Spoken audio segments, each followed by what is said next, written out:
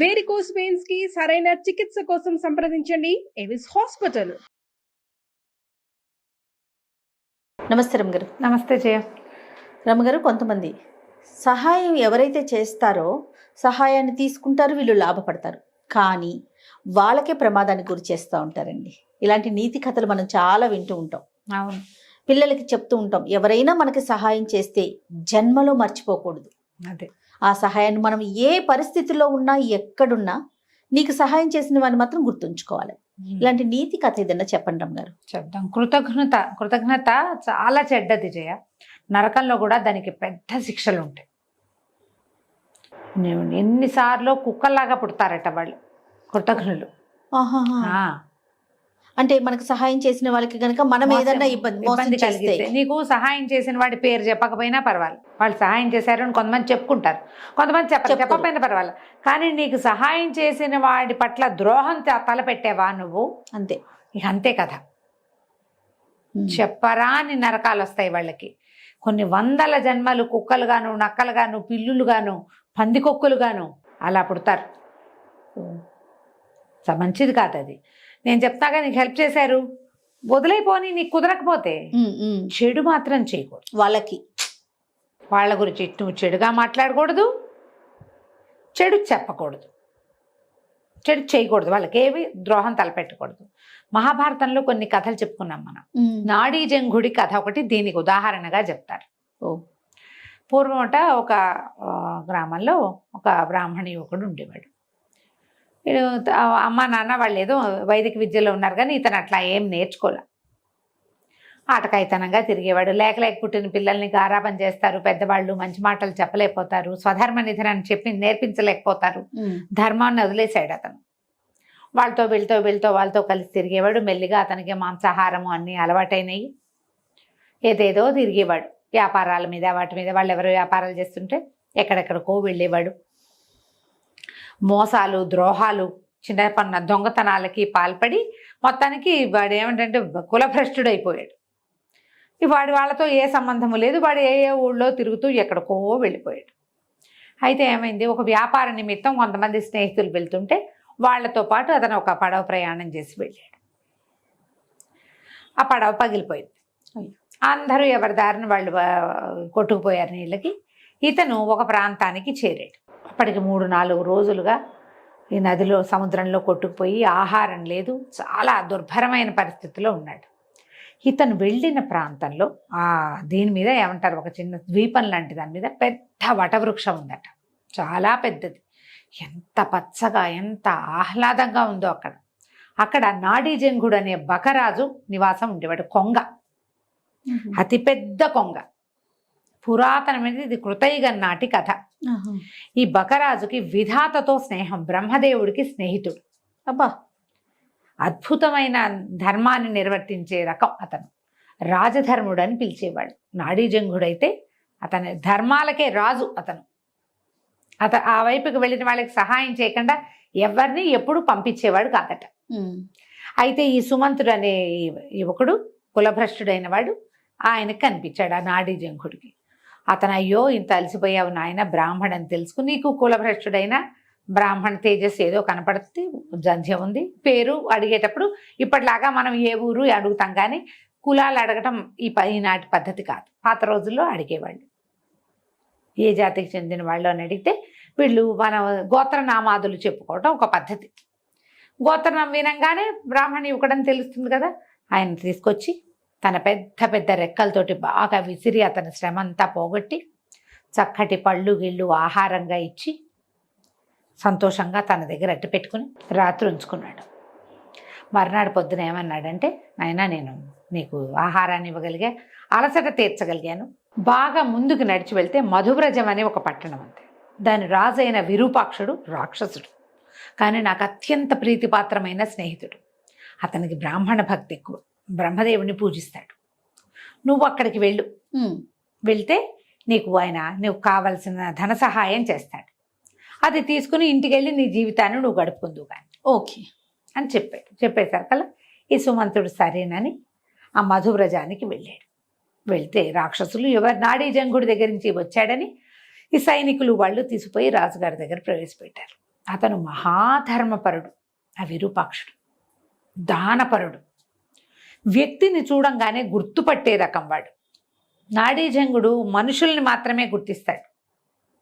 వాడి కులభ్రష్టత్వము, వాడి దుర్మార్గత్వము నాడీజంగుడికి అక్కర్లా, అంత అద్భుతమైన వాడు.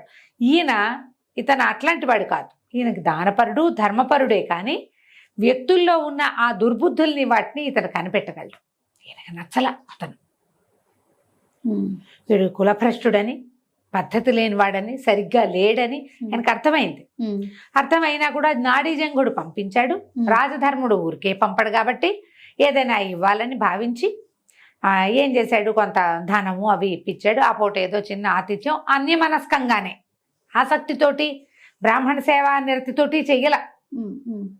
ఆయన పంపాడు, ఇతను ఒకడు వచ్చాడు ఇవ్వాలి అన్నట్టుగా ఏదో మోయగలిగినంత, అంటే అలా అనకూడదు, మోయలేనంత ధనరాశులు ఇచ్చి సాగనంపితే ఈ మధువ్రజ నుంచి మళ్ళీ ఇతను స్వగ్రామానికి వెళ్ళాలంటే నాడీజంగుడు ఉన్న ఆ మర్రి చెట్టు దగ్గరికే రావాలి.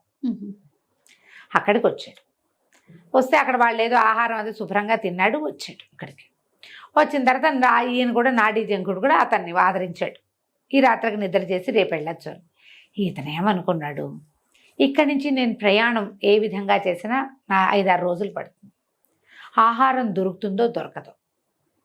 ఈ కొంగ మంచి బలంగా ఉంది, ఓకే, కండబట్టి ఉంది కదా, కొంగను చంపేసి మాంసం పట్టుకెళ్దాం అనుకున్నాడు. చూసారా, తనకి ముందు 2 రోజుల ముందు చచ్చేందుకు సిద్ధంగా ఉన్న తనకి ఆహారం పెట్టి, రెక్కలతో వీవెన విసిరి, పళ్ళు పెట్టి, పడుకోబెట్టి, మనిషిని చేసి నిన్ను బతికించి నీకు ధనం సంపాదించుకునే మార్గం చెప్పిన వాడిని నువ్వేం చేయాలి?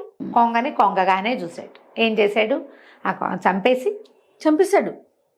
రెక్కలు అవి అన్నీ తీసేసి మాంసాన్ని పోసిన పెద్ద కొంగ మాంసాన్ని ఒక మూటలాగా కట్టుకుని దాన్ని భుజాన్ని వేసుకుని ఈ ధనపు రాసుల్ని కూడా మోసుకుంటూ వెళ్ళిపోయాడు. ఇక్కడ వీళ్ళకి ఏం అలవాటు, నాడీజంగుడి దగ్గర నుంచి ఎవరైనా గెస్ట్ వస్తే వచ్చినట్టు మధువ్రజానికి, లేకపోతే 2 రోజులైతే నాడీజంగుడే వస్తాడు. ఓహో, కబుర్లు చెప్పుకుంటారు, సాయంకాలాలు కాసేపు వచ్చేవాడు. వీడు బయలుదేరి వెళ్ళిపోయాడు. ఈయన నాడీజంగుడిని చూసి 2 రోజులైంది, ఏమిరు మనిషి రాలేదు, ఎవరు రాలా ఆ పక్క నుంచి, కనీసం కొంగ పిచ్చిక అయినా వస్తాయి, నాడీజంగుడు రాలేదు అని ఆయనకి ఏదో అపశకునంగా అనిపించడం మొదలుపెట్టింది విరూపాక్షుడికి. కొంతమంది చారుల్ని పంపించాడు. భటుల్ని, నాడీజంగుడి కుశలం కనుక్కురండి, ఇక్కడి నుంచి అక్కడి నుంచి రోజు కబుర్లు వస్తూనే ఉంటాయి. ఏమీ రాబోయేసరికి ఆయనకు అనుమానం వచ్చింది. భటులు వచ్చేసరికల్లా వటవృక్షం బోసిపోయింది, రెక్కలు అవి తెగి కనపడుతున్నాయి, అక్కడ ఇక్కడ ఈకలు కనపడుతున్నాయి, నెత్తురుంది. వాళ్ళు పరిగెత్తుకుంటూ వెళ్ళి చెప్పేసరికల్లా ఈయనకి ఏమనుమానం వచ్చింది, దుర్మార్గుడైన కపట బ్రాహ్మడు ఒకడు వచ్చాడు, కులభ్రష్టుడు, వాడే ఈ పని ఏదో చేసి ఉంటాడని ఆయన ఆ మేఘాల మీద పరిగెత్తుకొచ్చాడు. వస్తే ఏముంది, రెక్కలు, కాళ్ళు, ముక్కు కనపడ్డాయి. పరమ దుఃఖంతో అయ్యో దుర్మార్గుడికి ఇంట్లో అవకాశం ఇచ్చి ఇట్లా చేసుకున్నాడే అని వాటిని దహనం చేశారు, ఆ కనపడ్డ వాటిని. ఈ బ్రాహ్మడు ఏ దారిని వెళ్ళాడో వాడిని పట్టుకురండి అన్నారు. ఇంతలో బ్రహ్మదేవుడికి ఈ కబురు వెళ్ళింది. స్నేహితుడు కదా వాళ్ళిద్దరు మాట్లాడుకుంటారు ఎప్పుడు.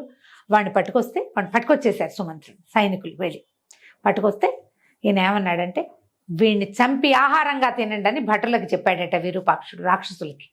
వాళ్ళు రాక్షసులు నరమాంసం తింటారు కదా, చీచి వీడు కృతఘ్నుడు, వీడి మాంసాన్ని మేము తినమన్నారు వాళ్ళు. కృతఘ్నుడైన వాడి మాంసాన్ని నరమాంస భక్షకులు కూడా తినరు ఆ కాలం. అది ముక్కలుగా ముక్కలుగా తరిగి కుక్కలకు ఆహారంగా వేయమంటే కృతఘ్నుడి మాంసాన్ని కుక్క కూడా ముట్టదు, కుక్కలు కూడా తినలేదట. ముక్క చెక్క తరిగేశారు, తరిగి మాంసాన్ని విసిరేస్తే కుక్కలు కూడా ముట్టుకోలేదు. వీడు కృతఘ్నుడు, వీడి మాంసం బాగుండదు, చెడు వాసన వస్తుంది, వాడు కృతజ్ఞత అందులోంచి బయటకు వస్తుంది. కుక్కలు విశ్వాసం గల జంతువులు కాదు, మరి అవి తినవట. ఇంతలో విధాత బ్రహ్మదేవుడు వచ్చి ఈ నాడీజంగుడి ఇది చూసుకుని వాడి దగ్గర మాంసం కూడా దొరికింది, దాంతో దహనం చేశారు. ఆయన ఆ దహనం అయిపోయిన దాని మీద అమృత వర్షం కురిపించి నాడీజంగుడిని బతికించాడు. బతికిచ్చేశారు కదా, విరూపాక్షుడు కావలించుకున్నాడు, నేను నిన్నెంతో మిస్ అయ్యాను, నువ్వు కృతజ్ఞుడు, వాడి సంగతి నీకు తెలియక నువ్వు వాడికి ఆశ్రయం ఇచ్చావు, వాడే నిన్ను ఇట్లా చంపేశాడు, ఇంత అన్యాయం జరిగింది, భగవంతుడు ఉన్నాడు కాబట్టి నువ్వు బతుకున్నావు, లేకపోతే నువ్వు ఎట్లా వస్తావు మాకు, నీలాంటి వాడిని మేము కోల్పోతాం కదా అని కావలించుకుని చాలా దుఃఖపడ్డాడు. ఆ బ్రాహ్మడు ఏమయ్యాడో నేను నాడీ జంకుడు అడిగితే వాడిని ముత్తరించి కుక్కలకు ఆహారంగా వేసాం. కుక్క కూడా ముట్టలేదు వాడి శరీరాన్ని, వాడి మాంసాన్ని అని విరూపాక్షుడు చెప్తే, అయ్యో అయ్యో బ్రాహ్మణ వధ చేసావా నువ్వు, మారడానికి వాడికి ఇంకొక అవకాశం ఇవ్వండి, వదలకూడదు, నువ్వు చేసిన పుణ్యమంతా పోతుంది ఒక బ్రాహ్మణ్ణి వధిస్తే. వాడు కులభ్రష్టుడైతే వాడి భ్రష్టత్వం వాడితోటే ఉంటుంది, వాడిని చంపిన పాపం మనకొస్తుంది కదా. అతన్ని బతికిచ్చి అతనికి ఒక అవకాశం ఇవ్వమని అడిగాడట. ఆయన చూడు ఎట్లాంటి వాడు, ఇంత చేసినా కూడా. అప్పుడు మళ్ళీ బ్రహ్మదేవుడి వరప్రసాదంతో సుమంత్రుడిని మళ్ళీ బతికించారు.